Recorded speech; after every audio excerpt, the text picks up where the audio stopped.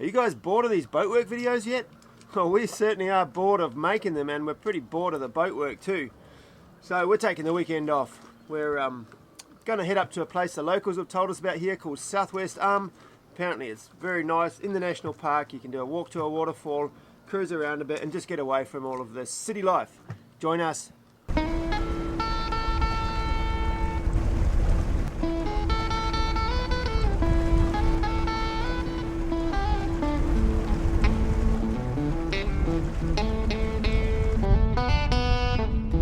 Even if we are in the area for more than 2 weeks now, we didn't have the occasion to really see what is around Cronulla. If we had a quick look of the big houses on the cliff entering Gunamata Bay, we are happy to see a little bit more this weekend. The whole port hacking is mostly shallow water, even if we have less worries about that than with Chilean, as the catamaran allow us to go in way shallower water. We are following attentively the narrow channel along the cliffs and mountains who's well dredged.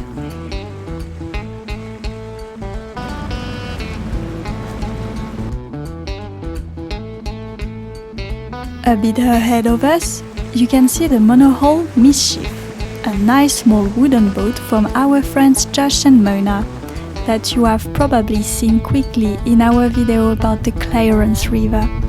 They are back from Tasmania and spending some time in port hacking too, and we decided to spend the weekend together in the Southwest Arm.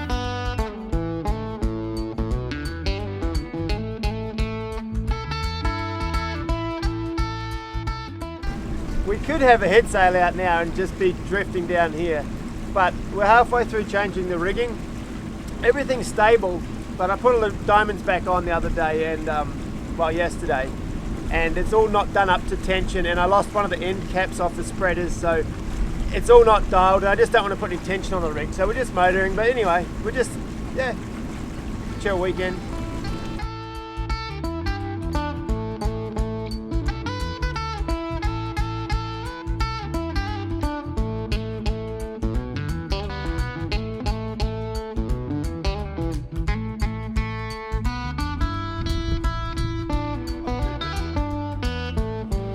Crazy place, like literally, you can see down there it's all full of rich people houses, and this is all national park and no houses at all. So it's pretty cool. You just go around the corner and boom, you're away from the city and in a beautiful spot.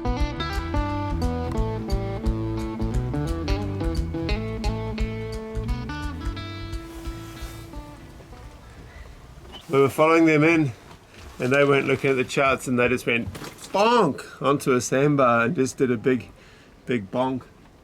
But that's was built in the early 1950s, wooden boat, full keel, and I guess it just shrugs off things like that. It's just like, bah, whatever. If you've been watching our last videos, you'll know that we increased the solar and our general power. We've got heaps of power now.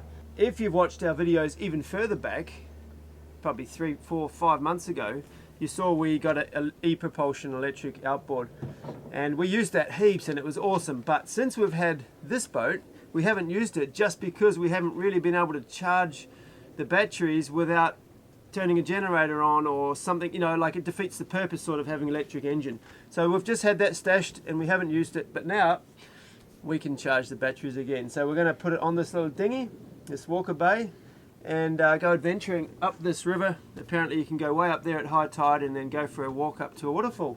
Alright, so I've got the motor out now. I've got 2 batteries. They sent me 2 batteries for this, which is really nice.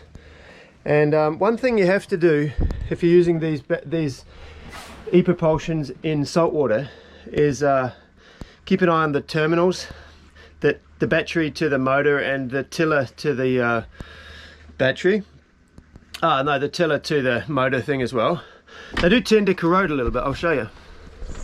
So when I took it out now, it had a little bit of green around the pins, which is, you know, it's just corrosion. But I use this stuff, battery maintenance. It's for spraying on battery terminals to clean them up, and it's just this foam. I'll show you.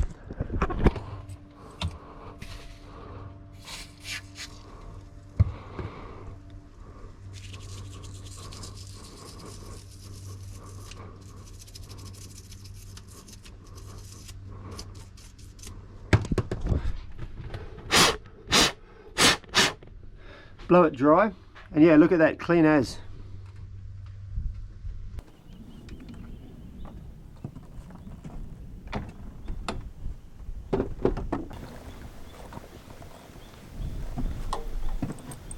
What I like about this is it's a lot lighter because you can just take it all apart. I don't have the battery on obviously, so it's only a bit, it's really light, super easy to move around.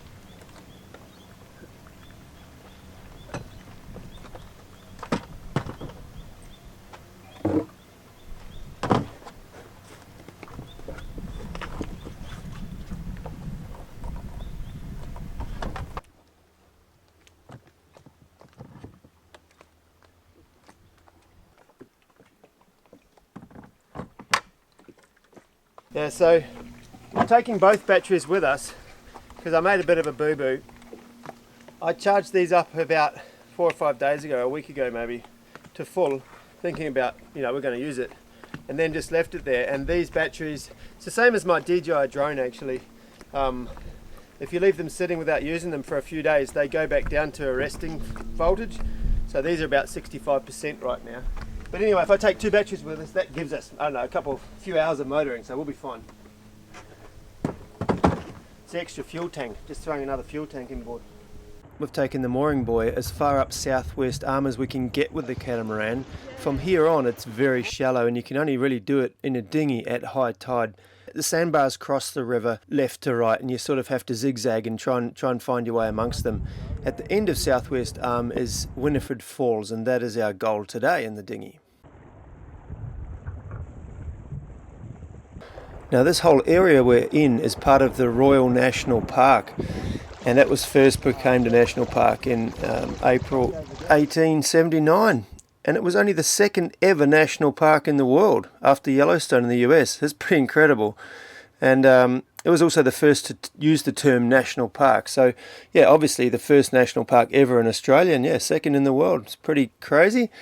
It's about 30 k's south of Sydney and sort of part of the southern end of the Sydney suburbs, you'd say.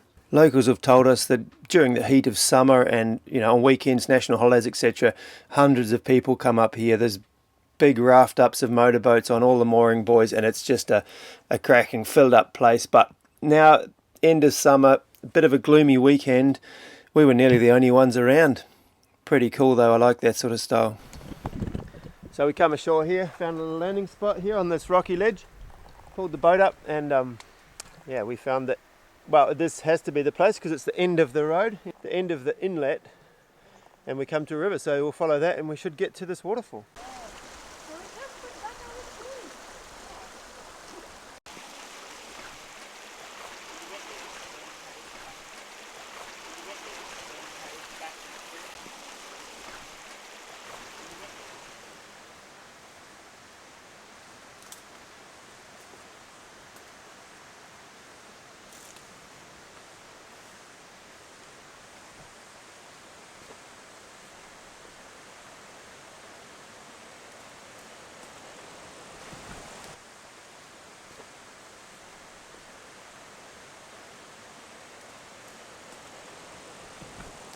Good? Yeah. No spiders yet.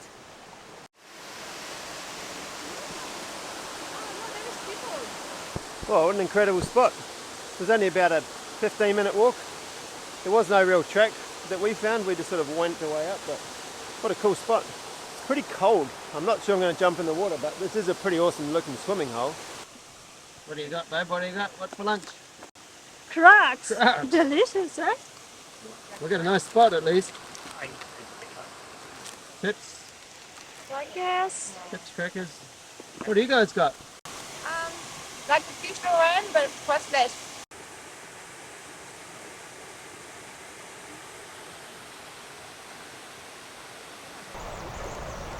Oh, we've still got 49% battery left. Oh, yeah. We started off with 60, all the way It's up the to same one. Huh? Pretty good, huh? Yeah, we didn't need the second battery, we get heaps. As we went down the river, we soon realized that it would be a bit more tricky as the water was more and more shallower with the tide coming out. It's getting really shallow here and there is a rock. Stuck. That's alright, just pedal down, you'll be right. Yeah, we're good now.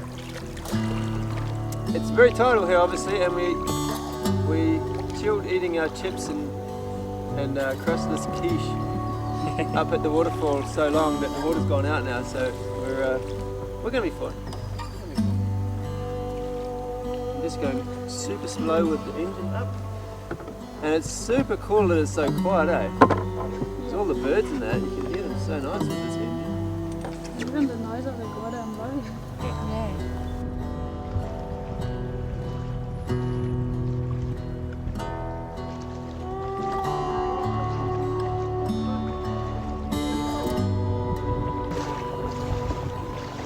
The shallow river forced us to go really slow, but in fact it was pretty fun, and that led us really watching each details around. This simple little getaway on the river, taking our time to observe the landscape and enjoy the nature surrounding us, reminded us at what point we are missing this kind of explorations.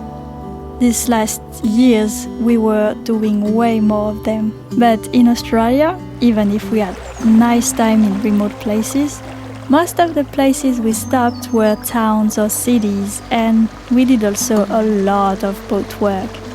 So it was really cool to be back in what we love, awaking a little bit our explorer inside of us, spotting birds and fish around, especially in the quietness that the electric engine is giving to us. Hard to imagine that we are so close of the city when we are in such peaceful little river.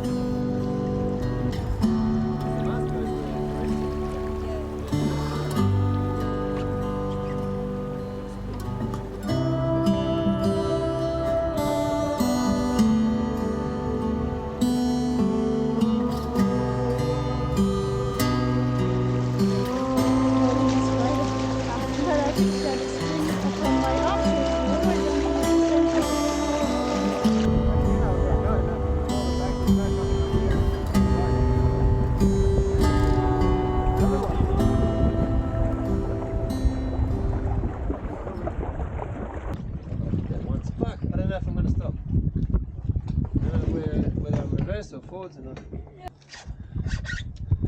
So we're still going. Alright, well that was a pretty cool little cruise up the river. The engine went really well, and we only used 20% on that whole adventure, which was pretty amazing. Yeah, we had the other battery and we didn't even use it. Yeah, we didn't use it, we're not going to use it. And it goes, I must say, that engine goes much better on this boat than it did on the inflatable. I guess just because this sort of hull is made for this sort of engine, non-planing, but it just went through the water much nicer and faster than the petrol engine, even though they're both 3 horsepower. And it went really good, and it was amazing being silent up that river. Yeah.